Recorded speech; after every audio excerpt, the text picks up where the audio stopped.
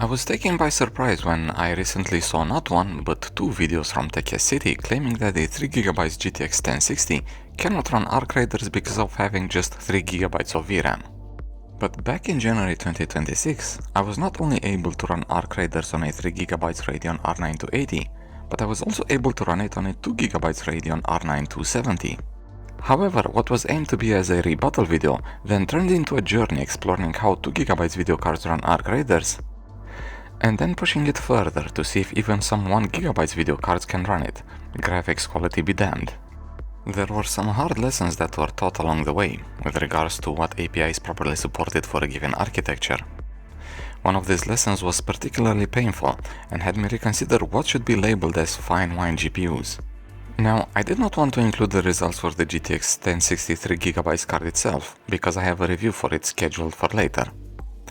Instead, I decided to use a selection of 2GB video cards, initially 3 from Team Green and 3 from Team Red.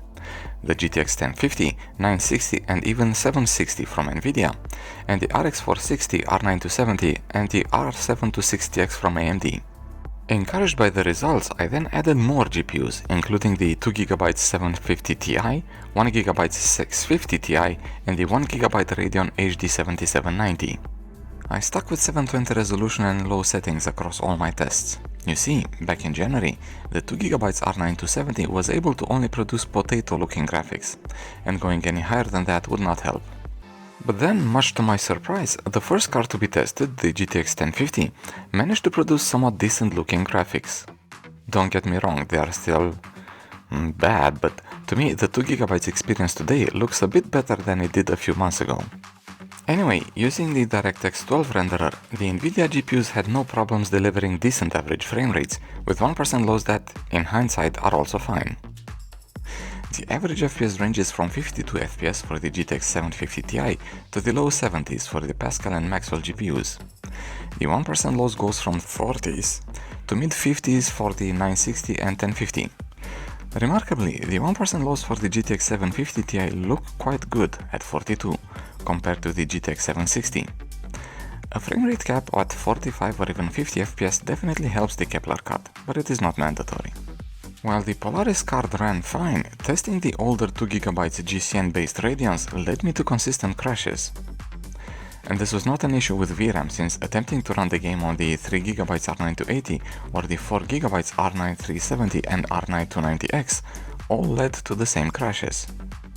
This took me by surprise considering this first-hand piece of information. An R9 300 series is of course compatible with DirectX 12, but what also is true is that the graphics core next architecture in general is compatible with DirectX 12. So that. Well, Mr. Halleck, I'll have you know that from all the GCN cards that I used to debug this issue, only the Radeon R9 380 managed to launch the game using the DirectX 12 API. I ended up adding the -DX11 command line option in Steam, and that alleviated the issues, allowing what used to be called AMD Fine Wine GPUs to finally run the game. So, how well do the 2GB Radeons run? Well, the average FPS goes between mid-40s all the way up to mid-50s for the RX 460. The 1% loss drops below 30 FPS. Like with the previous batch of GPUs, a frame rate cap of 30 FPS or even 40 will help bring up those 1% lows for the slowest card. At this point in the video, I'd normally compare the cards from the two manufacturers, but that comparison would be a bit like comparing apples to oranges because of the two rendering APIs used. So I went ahead and gathered another set of results for the NVIDIA cards, but this time using DirectX 11.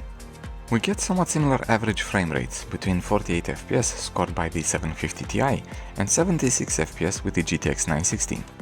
The 1% loss, however, are now a bit atrocious. But this should not be much of a surprise, since DirectX 12 is a bit more multi-thread oriented. If you compare the results for the two APIs though, you'll notice that the GPUs that support DirectX 12 seem to be hurt most by using the DirectX 11 API.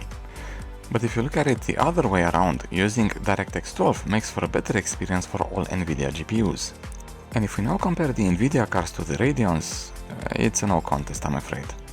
Sure, the performance in DirectX 11 for the GTX 960 and 1050 does look more like a stutterfest, But the GTX 750 Ti still provides better performance than almost all Radeons, without the artifacts that the GTX 760 exhibits. Not to mention that if we allow each card to use the API that runs best, then things look even worse for the AMD cards. Encouraged by the 720p 2GB VRAM experience, I decided to check out the 1GB Kepler based GTX 650 Ti and the curious 1GB GCN2 potato, the HD 7790. But before we go into these two cards, please let me know, do you own a 2GB GPU? Do you also own Arc Raiders, and have you tried playing it on that GPU? Now, because the 1GB cards use different DirectX APIs, with the Kepler card stuck on DirectX 12 and the GCN card crashing out without the -DX11 command line option, they cannot be really compared one to another. The DirectX 11 API does allow the GTX 650 Ti to run, but the glitches are more horrendous than the performance, as seen on screen right now. The HD 7790, however, ran fine, albeit in DirectX 11. As for the disparity between the 50 FPS on average and low 20s 41% lows, an FPS cap of 40 should improve the experience considerably. To conclude, I did not see the DirectX 12 Radeon issues coming.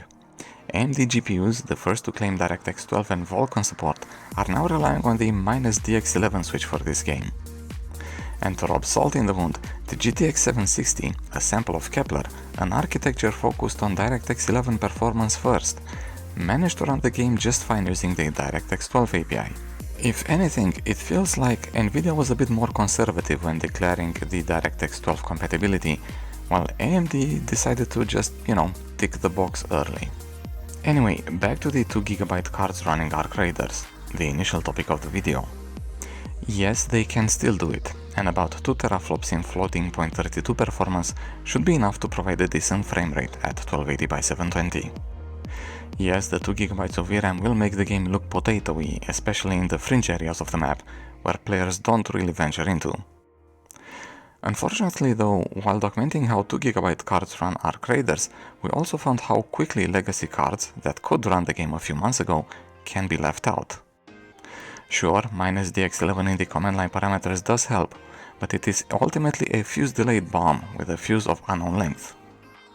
Apex Legends decided to drop support for DirectX 11 a while ago, and supports DirectX 12 only.